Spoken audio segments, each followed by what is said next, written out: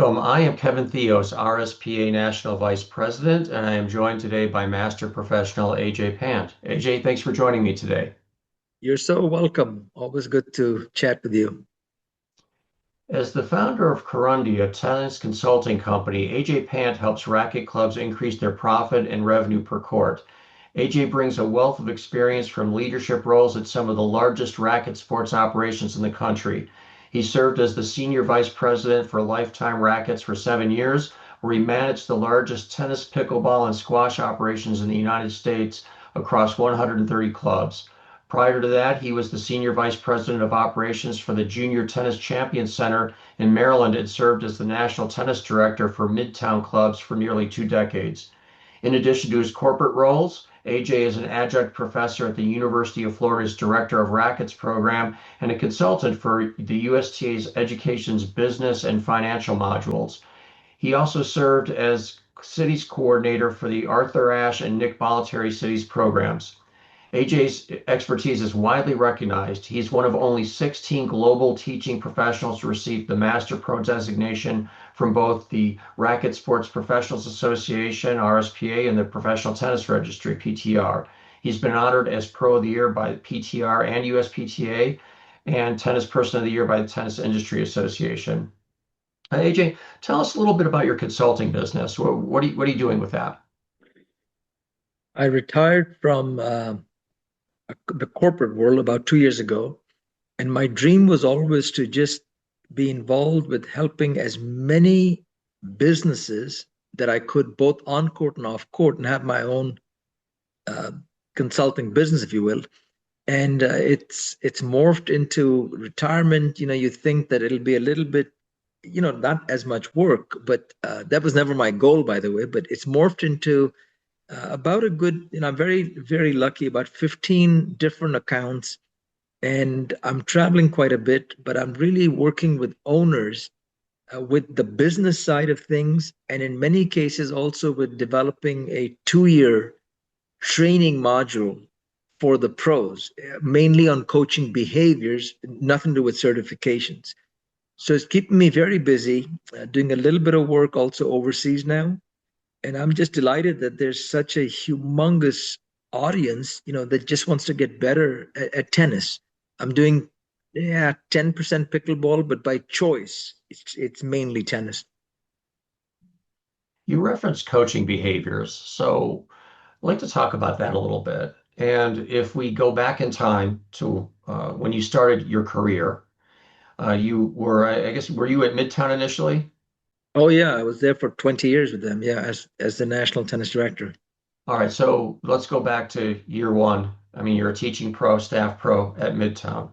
And there were undoubtedly others that were with you. We'll call you as a group an entering class. Okay, so you're all in there together.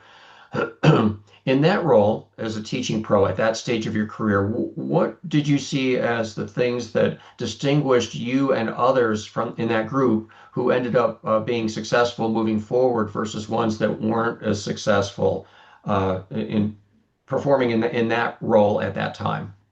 Yeah, so my what I'm telling you now is a tad biased because it was Midtown and they are notorious for their training systems. They train better than anyone. And I was in charge of Lifetime, but their modules are even more robust than Lifetime. They're fanatical about training. So I'm cognizant that might not be the same pattern for every single club. However, when I joined Midtown, and I was coming off, Bollettieri and a lot of the name dropping and who's coaching who, um, they took a lot of time with explaining to me that you don't know what you don't know in the world of business, not on the on court necessarily, but if you choose to, we can continue training you. And I was blessed between Doug Cash, as my mentor for so many years, Alan Schwartz, who founded Midtown, and for many of us was a mentor and a father. They went out of their way to identify a couple of us who they felt, were eligible for more things.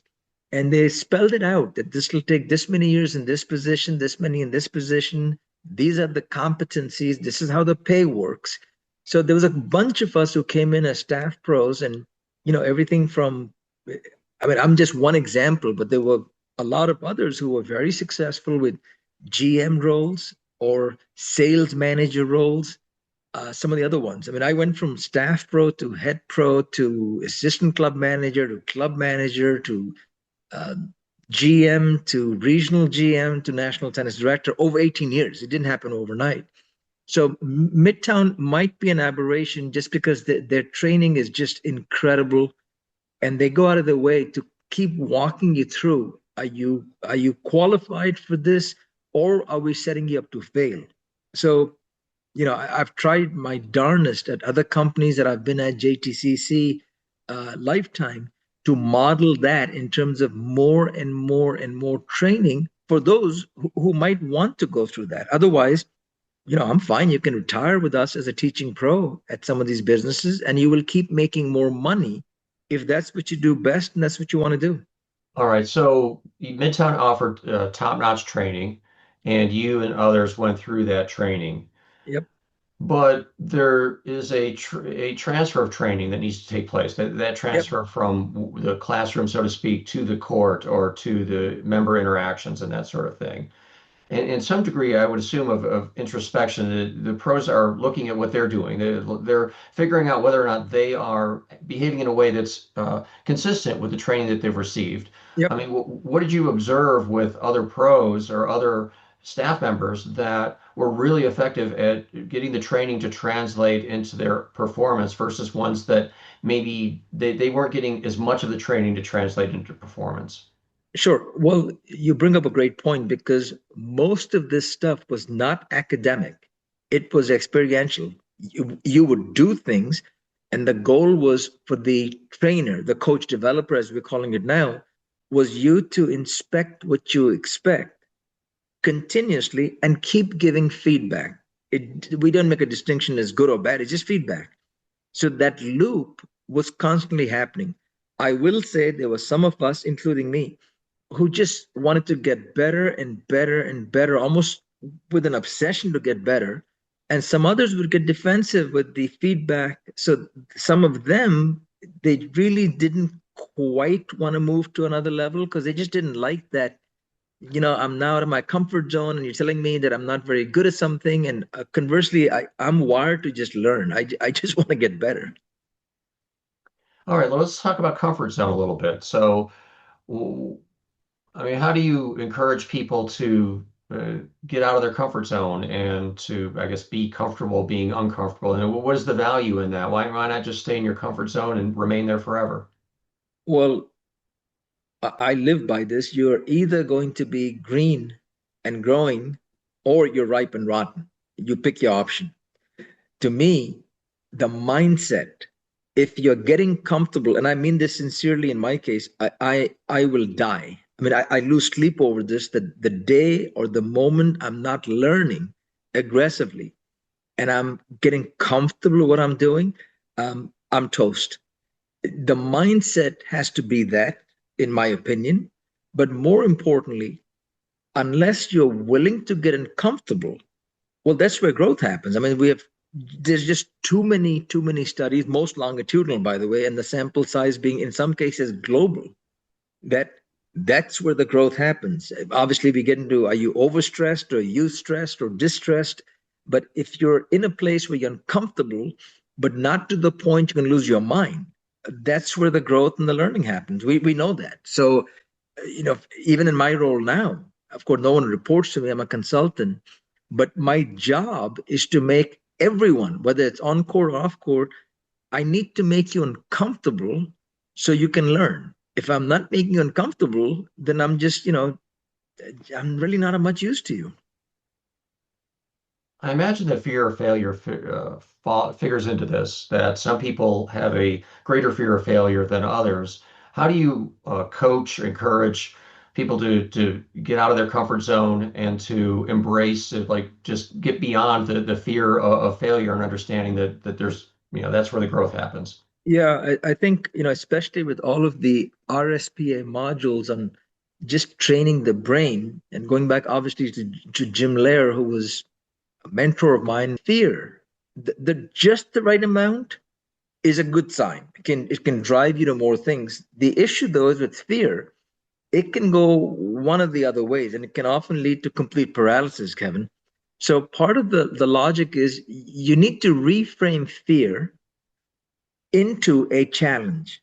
That this I love this. I live for this challenge. Don't be delusional. If there's a tiger next to you, I mean, run. Okay, that's all bets are off. You need to be frightened. But to reshape that is where the growth happens. That instead of looking at it as I'm fearful, I'm challenged. This is what I live for. I live for challenges. Most of them I will meet and I will succeed. And it's a cycle. I keep getting more confident. Some cases I won't. And then you realize it's not a big deal to fail. It's fine. It's just not a big deal. You move on. And that, again, I think for most of us who've had the privilege to compete so much, in my case was tennis, but others could be other racket sports as well. That's what you really, whether you like it or not, you're going to get conditioned to this. I lose, I train, I compete. I might win, I might lose, but I'm not going to not train or compete because I'm paralyzed by, oh my gosh, what'll happen if I lose? Well, I've lost enough. Who cares? Pivoting for a moment to say your role, I guess you're doing 10% now with pickleball. Yep. There are many facilities out there, owners that think about whether or not it makes sense to add pickleball. Uh, and when does it make sense or not make sense to add pickleball to one's offerings?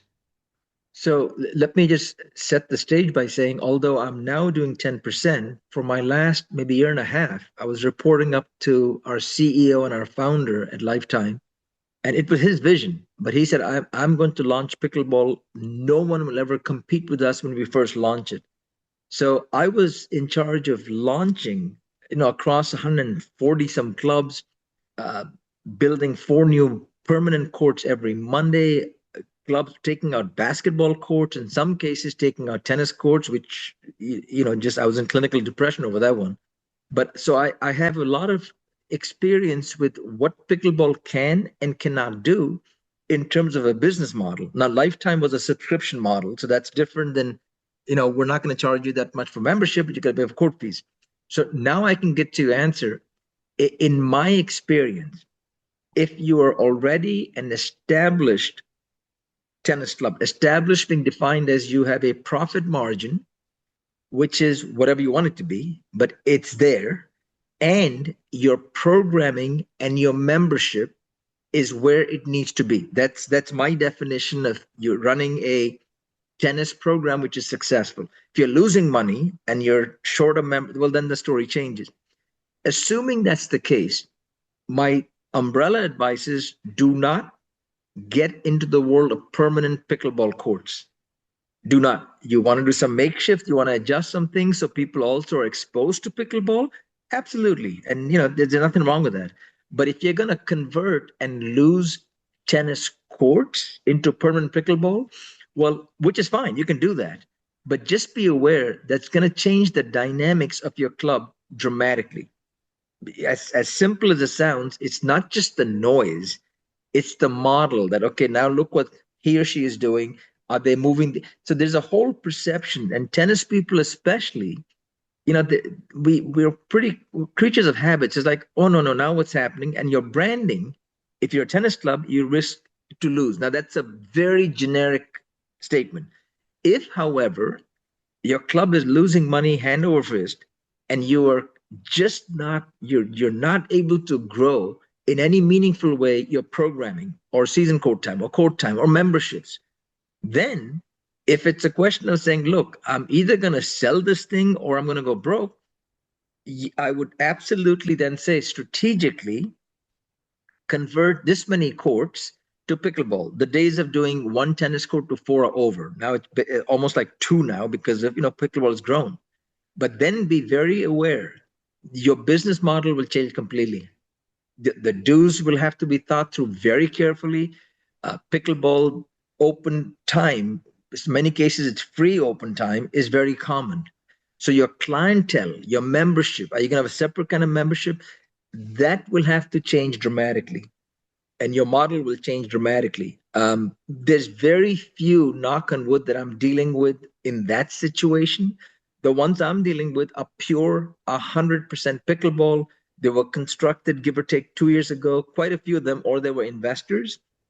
And now, in 50% cases, they're realizing I can't sustain this model. I'm just losing and losing and losing money. So yeah, it looks wonderful. Between 4 o'clock and 10 o'clock, there's no open court. There's people everywhere. They're waiting, and there's, it's. I mean, it's exciting, but they're not paying for those courts, and the membership is not $200. It's 89.99 per month. It's not hard. If you're paying X in rent, you're not going to make it. So I hope I'm answering your question with probably more detail than you're looking for, but it's a very, very strategic move, and it cannot be, well, someone else did it, so I'll do it, because it's not one size fits all. All right, so let's take a couple of facilities. One is a pickleball dedicated facility. Another one is a tennis dedicated facility. Yep. Compare and contrast let's say both have a successful business model. What does that look like? How are those similar and different? Yeah. So let me just clarify. For tennis, are we talking tennis with fitness cafe, other things, pool, indoor, outdoor, or just pure tennis and pure pickleball? Hmm. Let's do, because what I'm seeing is a lot of pickleball facilities there. They have a tiny workout area that has a bench and maybe a couple of bands, but they're not really doing. So let's just say it's just tennis and just pickleball. So certainly, obviously, we know this, that in the world of tennis, because we have so much more data over decades, if it's a pure tennis club, you've got 8 indoor courts and nothing else, you can still make money, but your membership is restricted, because you might have, if you offer childcare and food and beverage and some of those things, you can get more memberships and higher retention. But I'm putting that aside. We're talking apples to apples. I've got 8 courts, tennis courts indoors, or make it 6, whatever. In the other place, I've got 8 or 10 indoor pickleball courts. The difference is, tennis folks, as a rule of thumb, at least I'm giving you lifetime numbers, and we had 30,000 people playing tennis, a million memberships total.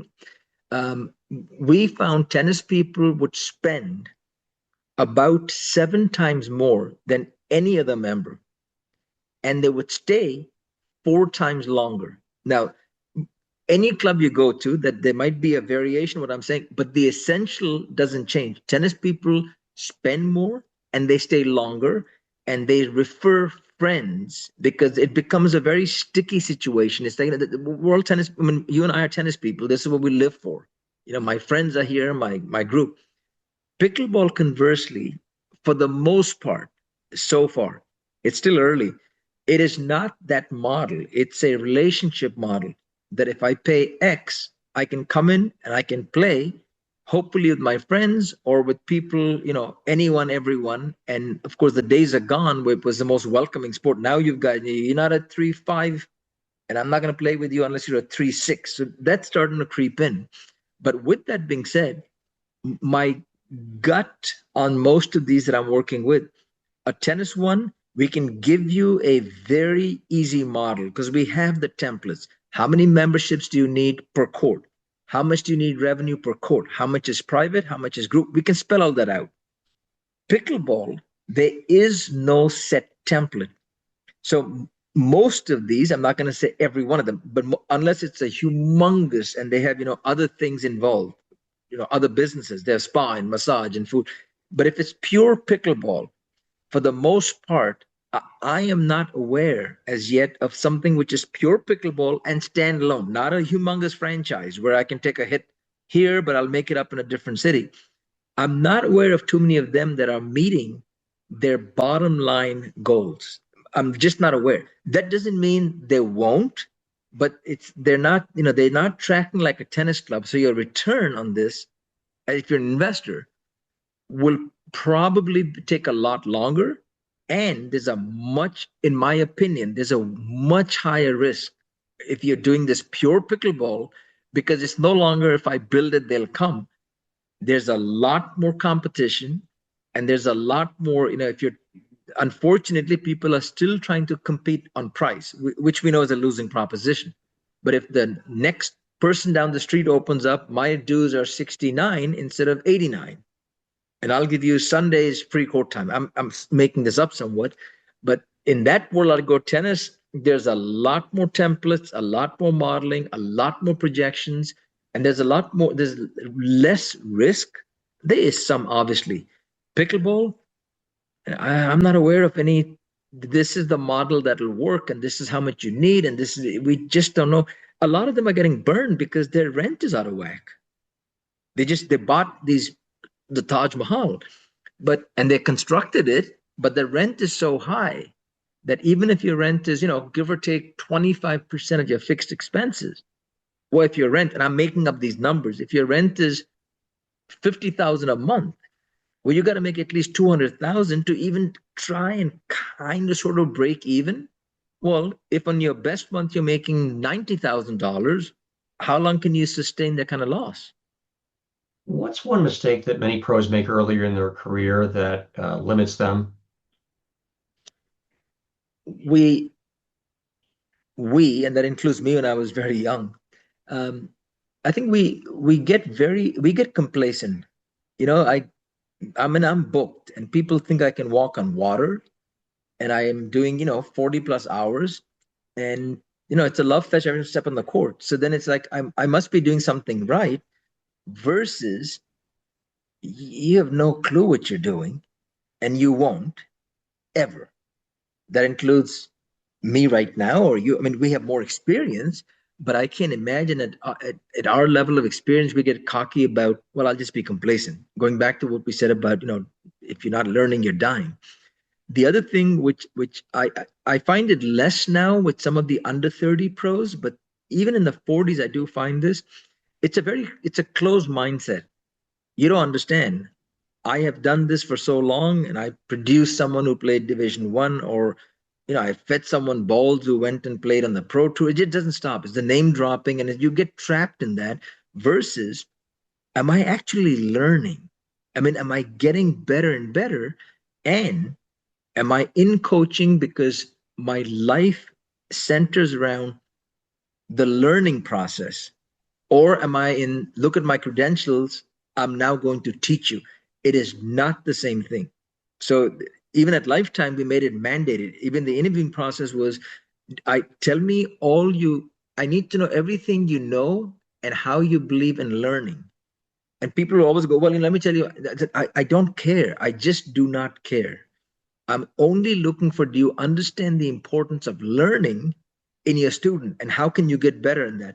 So that comes with time. If you're just starting, you're not even thinking about it. So I think that the more, if you're in the right place and you have the right mentors, especially Kevin, with even a lot of your mentoring programs, RSPA, it has to be meaningful. And mentoring involves feedback, that not a rah, rah, rah. This is good.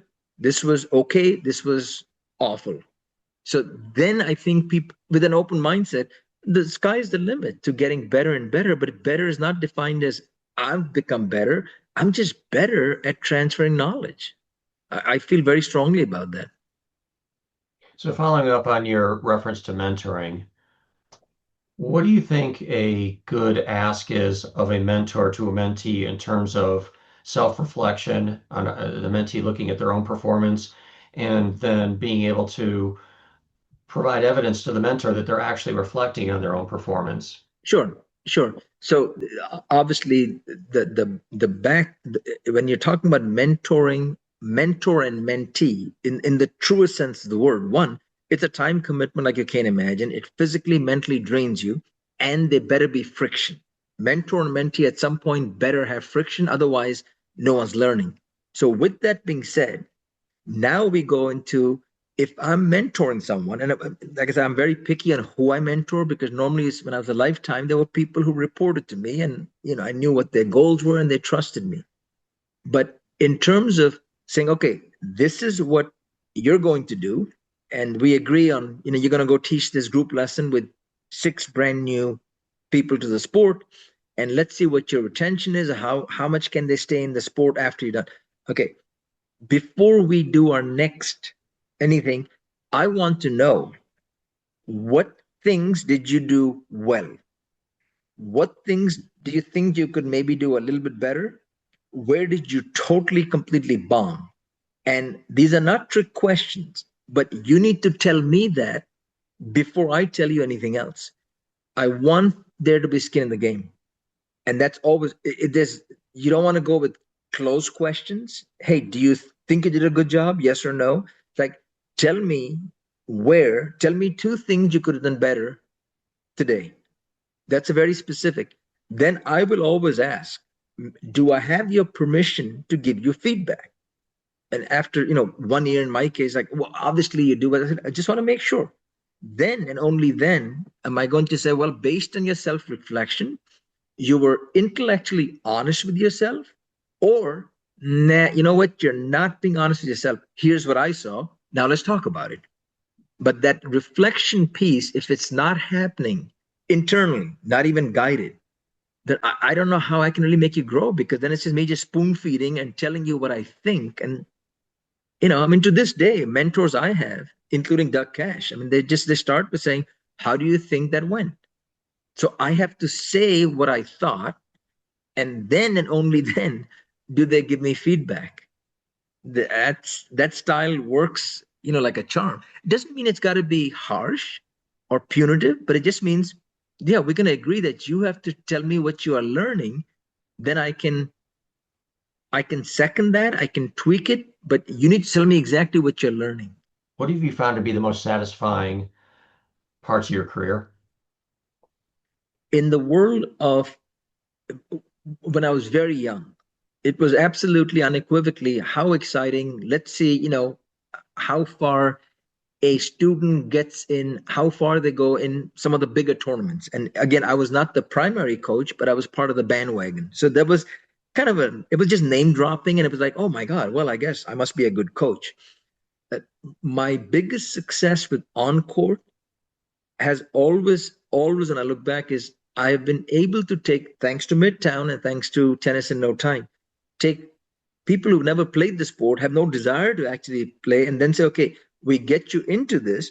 We then get you into leagues, we get you into socials, we get you into teams, and 15, 20, 30 years later, their grandkids are still playing because they just got addicted. That is what I take the most pride in. I also believe I'm a coach on the corporate side. So my single biggest source of pride is, in 35 plus years of doing this, anyone who ever reported to me, and I was typically promoted, I wasn't jumping on companies, anyone who reported to me always got moved to my spot if I was promoted, no exceptions. Or if I left Midtown for JTCC, no exceptions. Um, and in some cases, they've gone like 3 levels above where I was in the company, and they still are there. So, except for two, by the way, I can't say 100% success, because two people who trusted me, I trusted them. It didn't happen. So that's on me. It doesn't matter. I just, something I did wrong because they didn't make it. But otherwise, my biggest source of pride is no one's calling me super intelligent or anything. But I will train. If I commit to training and you commit that you will trust my training, whatever goals you have, my track record is pretty strong. You will reach them, and that to me is an incredible source of pride.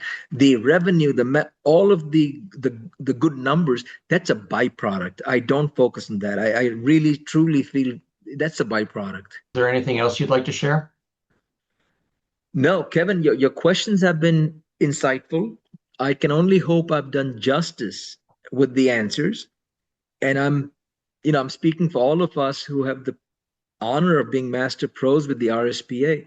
If we can help in any way, most of us have, we've all come through the same. We were on court, we're coaches. I mean, I'd like to help people if I can. And even if it means something as innocuous as, if I can help, you have a question, you know, reach out. I mean, none of us who are master pros will ever say, no, I don't want to talk to you. I mean, I just can't even see that. So I'd like to be a more help at, tennis has been incredibly kind to you and to me. I just want to pay back. Absolutely. Well, AJ, thank you for your time today. Thank you so much, Kevin. Best luck with everything, and thanks for all you do.